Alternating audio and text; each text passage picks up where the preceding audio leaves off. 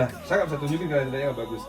Saya di apps itu apps dari komunitas kita namanya Boss Farmer. Di apps itu kita bisa lihat siapa nanam apa, kapan dia panen, berapa kilogram, di mana kita bisa lihat. Terima kasih sudah klik video ini. Tapi jangan lupa guys, klik tombol subscribe karena subscribe itu gratis. Dengan subscribe kamu support channel ini terus untuk upload hampir setiap hari. Ingat, subscribe itu gratis, gak ada ruginya kamu klik tombol subscribe guys. Selamat menonton, enjoy. Nah sekarang Beli kan udah tahu gimana cara-cara untuk penanaman, untuk ininya, untuk pemanenan, untuk hasilnya itu kan udah bisa diprediksi. Nah sedangkan orang-orang yang bikin malas untuk bertani itu kan kebanyakan itu paling cukup untuk konsumsi kita, kalau dijual paling diminta murah. Nah itu gimana? Karena kita lebih nggak tahu marketnya itu, kita nggak tahu. Jadi bahasanya adalah informasi kita terputus gara-gara terlalu sedikit orang yang melakukan itu. Nah sekarang kan semuanya bisa terkoneksi dengan HP. Kita punya apps, aplikasinya kita benar-benar dari hulu ke hilir. Dari saya nanam apa, saya update Pak. Update dan ada database-nya. Pohon pisang saya tanggal sekian, berarti tanggal sekian sudah panen sekian ton gitu. Nah dari angka itu apa? Big data itu apa manfaatnya? Big data pertanian loh. Nggak ada yang ngerjain di Indonesia, nggak ada. Kesel nggak? Iya. Kalau saya misalnya mau nanya, sekarang di Bali ada berapa hektar tanaman cabai deh? Ada dinas pertanian, nggak tahu mereka. Nah, kita sedang buat itu aplikasi, sudah jalan. Sekarang sudah mulai beroperasi. Sudah user udah ribuan yang di Bali. Jadi saya punya 20 ado. Nah, dengan adanya big data ini kita punya projection akan ada cabai sekian. Nah, kita tinggal warn teman-teman kita, lu nggak usah ambil cabai di luar. Kita punya cabai cukup untuk di Bali. Jadi pasarnya udah kita siapin sebelum cabainya panen. Iya betul. Kan kita tahu dalam sekarang nih, berarti lagi 90 hari panen. Ya kan, 3 bulan udah pasti panen nih gitu. Ini pasarnya udah deketin. Grosirnya, retailnya, hotel, restoran, kafe kita deketin semua. Lu butuh berapa kilo?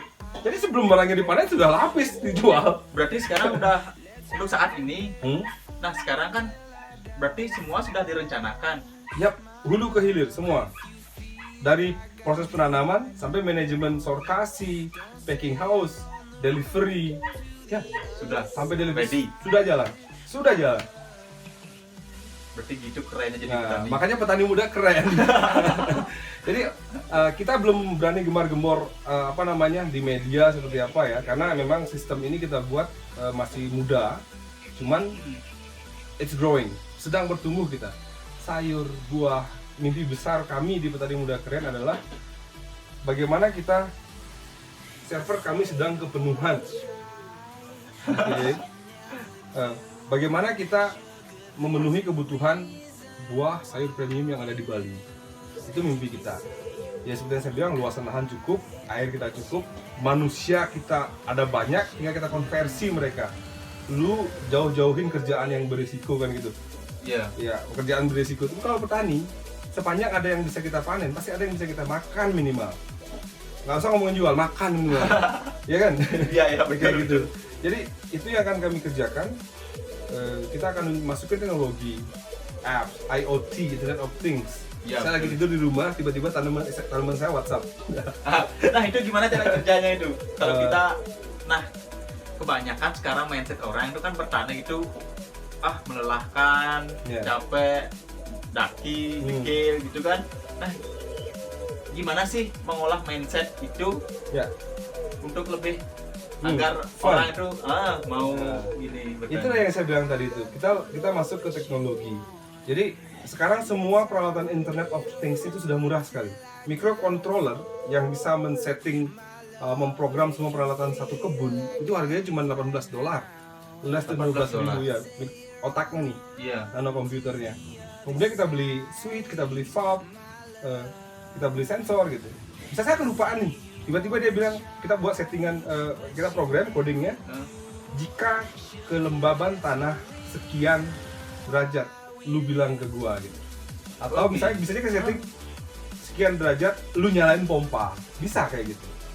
Jika fertility atau kesuburan tanah turun, lu infuse nutrisi ke bak tampung, kemudian sebarkan ke tanaman. Kita buat seperti itu.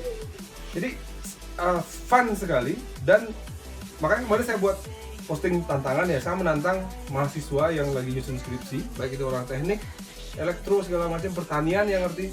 Saya kasih perabotan, nih Internet of Things, semuanya deh yang WiFi connect, Galileo, lu mau Arduino segala macam, Ya, saya punya, lengkap lengkap saya lah. punya. Switch saya kasih, modem modem saya kasih, internet saya kasih, kemudian sensor saya kasih. Buatin saya sebuah sistem. Saya bisa ngerjain itu. Tapi saya ingin menarik orang-orang yang mau tamat ini untuk mikir bahwa bertani itu kayak gini loh gitu.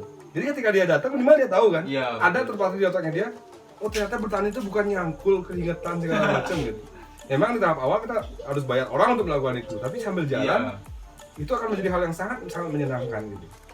Saya tantang mereka, kalau mereka datang saya ajak diskusi, paling tidak kita buka mindset bahwa kamu juga baru tahu kan kita punya sistem ini kan? Iya, saya juga baru tahu. Iya kan? Makanya. Jadi kalau dia datang minimal kita ajak ngobrol. Gini loh sebenarnya kita bisa kerjakan. Gitu. Jadi membawa suasana modernisasi ke dalam kebun itu sebenarnya nggak mahal. Jauh tidak mahal. Saya buat solar panel, baterai. Ya tinggal wifi-nya aja nih. Saya nggak tahu nih siapa yang mau datang ke sini buat ini wifi-nya. Begitu itu selesai, kebun ini beres. Itu solar panel berapa? 1,7. Baterai 5 juta. Udah ada lampu LED segala macam. Udah switch pompa pakai matahari langsung, saya nggak pakai baterai. Hanya perlu di musim panas kan? Oh, berarti langsung bisa gini matahari langsung. Ya. Berarti apa sinar surya? Itu panelnya di atas. Ini kecil nih. Oh, yang ini? Iya, itu cukup untuk pompa. Dari situ bawa ke sana nyampur begitu campurannya penuh, dia akan nyalain keran secara otomatis nyiram semuanya. Saya nggak perlu ada kesini, saya bisa ada di mana saja. Pakai smartphone. Sekarang Google memfasilitasi kita, ini loh, Google Home namanya. Aplikasi gratis banyak sekali. Saya tinggal konekin, saya kasih modem, colok di sini, colokin di sana, Udah langsung bisa. harapannya sudah bisa connect. Dimanapun berada. Dimanapun saya berada. Yang penting saya connect internet, di sini internetnya connect. Dan fun. Itu loh. Jadi karena sekarang, nah kembali lagi ke market ya beliau. Kalau kita ini kan, nah dibilang dah pengetahuan tentang pertaniannya itu kurang. Marketnya kita nggak tahu harus bawa kemana. Ya paling mentok pasar-pasar tradisional. Gimana caranya kita menjangkau pasar-pasar yang lebih luas seperti itu? Ya, kalau founder kita di Petani Muda Keren sekaligus ownernya PT Bos, Bali Organik Subak itu punya pesan yang selalu dibilang create your own market, dia bilangnya gitu. Jadi pasarlah yang kita ciptakan. Kita menciptakan pasar kita sendiri.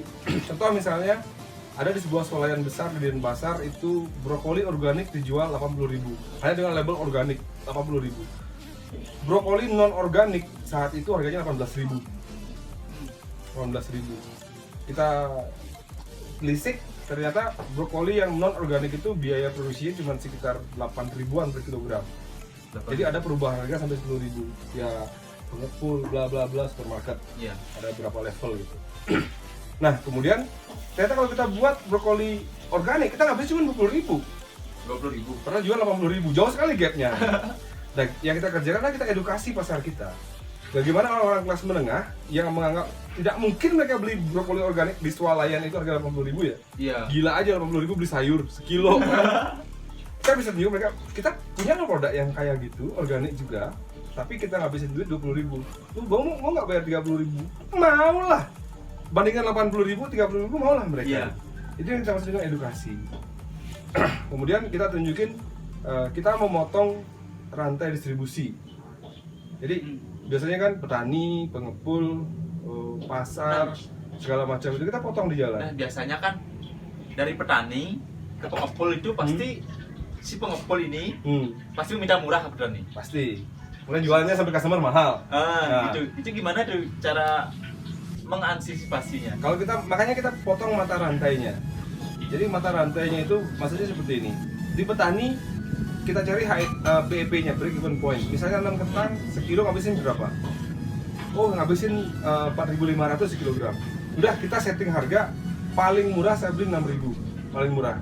Tapi kalau harga di pasar 4.000 saya beli 4.000. Kalau 20.000 kita beli 20.000 seperti itu. Baru kita setting biaya packaging, clean up, resiko dan segala macam.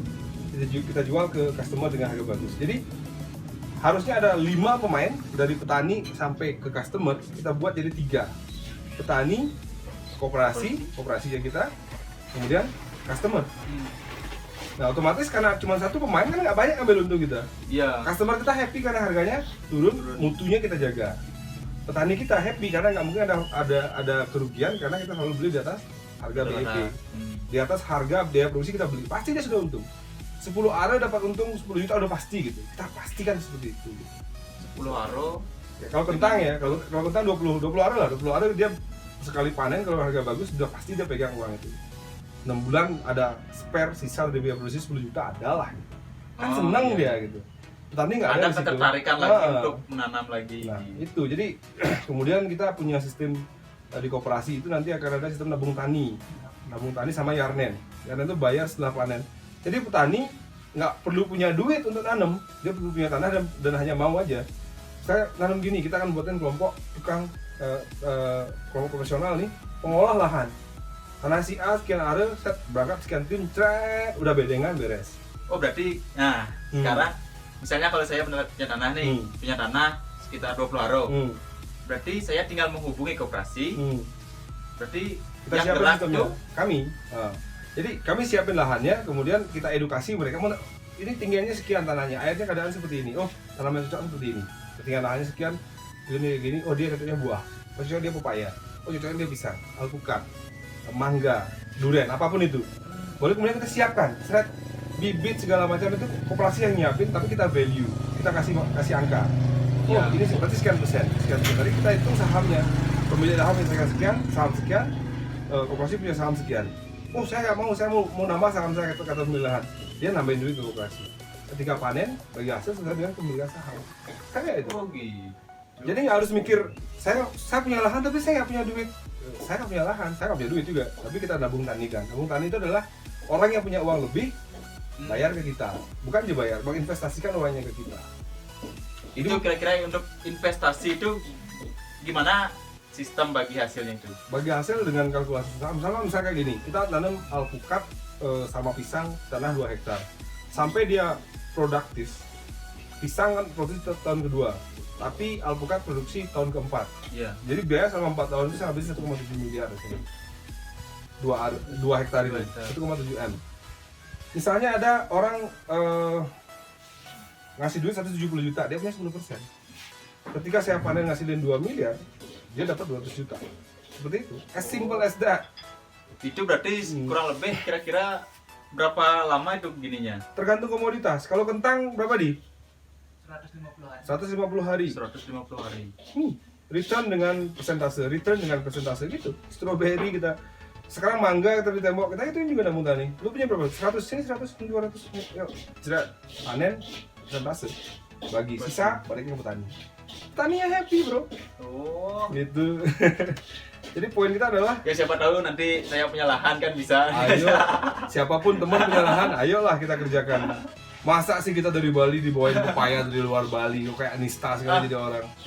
Kemarin kalau nggak salah, saya sempat baca sempat nonton di YouTube tuh.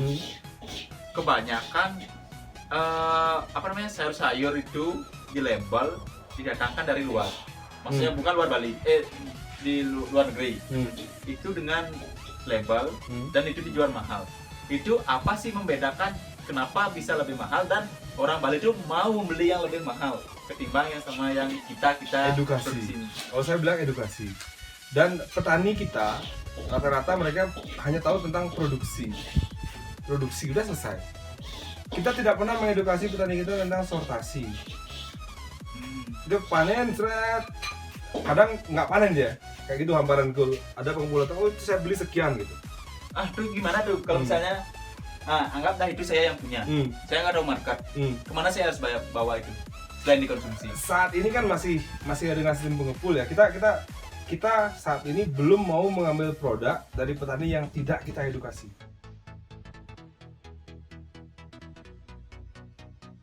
Oleh Edi untuk konversi komposnya. Silakan.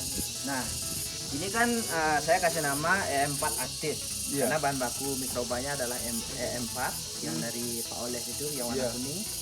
Terus itu harus diaktifkan lagi. Kalau itu langsung digunakan, mikrobanya akan mati karena sifatnya masih anaerob. Oh, anaerob. Anaerob. Dan kita rubah menjadi aerob, yaitu dengan penambahan beberapa jenis makanan. Sekarang saya pakai batang pisang. Oh iya. Batang pisang itu sangat bagus dan di dalamnya itu ada beberapa mikroba. Gitu.